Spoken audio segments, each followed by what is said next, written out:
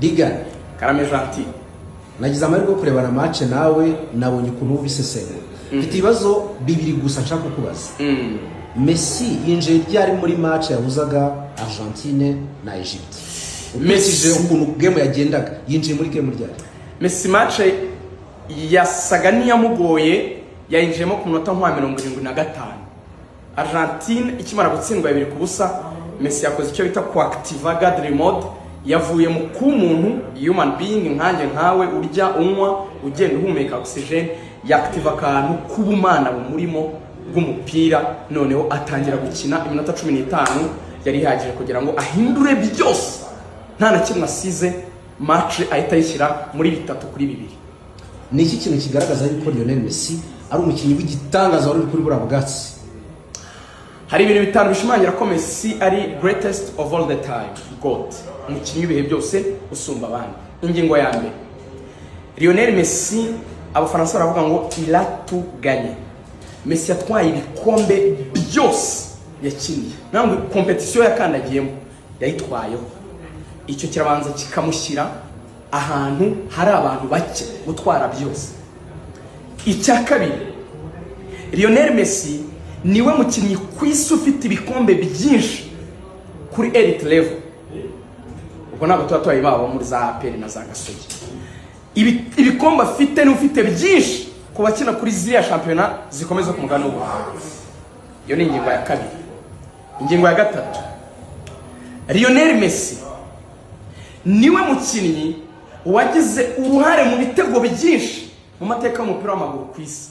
Iyo muzi uruhare mu bitego ni iki? Ni uwa kabiri inyuma Cristiano Ronaldo mu batsinze ibitego byinshi kuva umupira wabaho, ariko akaba uwa mbere muri assist kuva umupira wabaho. Iyo uteranyije assist n'ibitego bya Messi, niwe wagize uruhare mu bitego byinshi kurusha undi wari we wese wabayeho. Iyo ni ingingo ya gatatu. Ingingo ya kane, Lionel Messi ni umukinnyi iyo tugiye gupima icyo bita IQ, intelligence, ubwenge bwe uko bukora. Messi ari umupasiteri witwa Sunzize kutubwiriza, aravuga ngo Messi we yatubwiraga Imana nyine na Dawidi mu bintu bya Bibiliya, ariko Messi reka mbaho urugero. Hari ukuntu umubyeyi kera yadoderwaga, yaguraga igitenge, noneho akadoda, bakamudodera iribaya, bakamudodera na cya gitenge nyine bakenyera n'icyo biteye. No kuri cya gitenge yaguze hagasigara akantu gato cyane k'agatenge gato.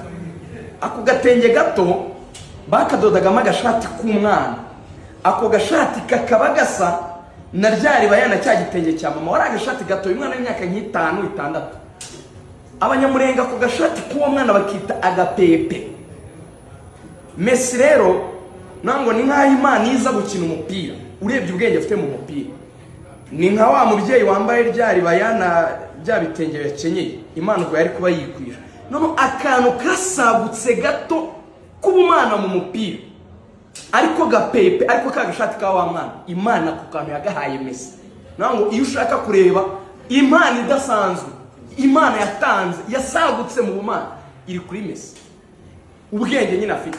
Ikintu cya gatanu gishimangira ko Messi ari umukinnyi udasanzwe, niwe mukinnyi udebloka situation mu buryo bwose butandukanye. Messi akora ibintu biri mu buryo nitwa ngo ni contre nature. Messi ni mugufi, ariko ari igihe ajya atsinda ibitego by'umutwe iyo bikenewe cyane. Messi azi gutsinda kuva, Messi azi gutsinda shoteye kure, Messi azi gucenga Kerimi n'abana akabamaramo agatsinda, Messi azi gukora tapping. Messi niwe wavuga ngo ni Messi y'umupira w'amaguru gusa. No doubt Messi is the God, kandi ubwo nyeginzeho.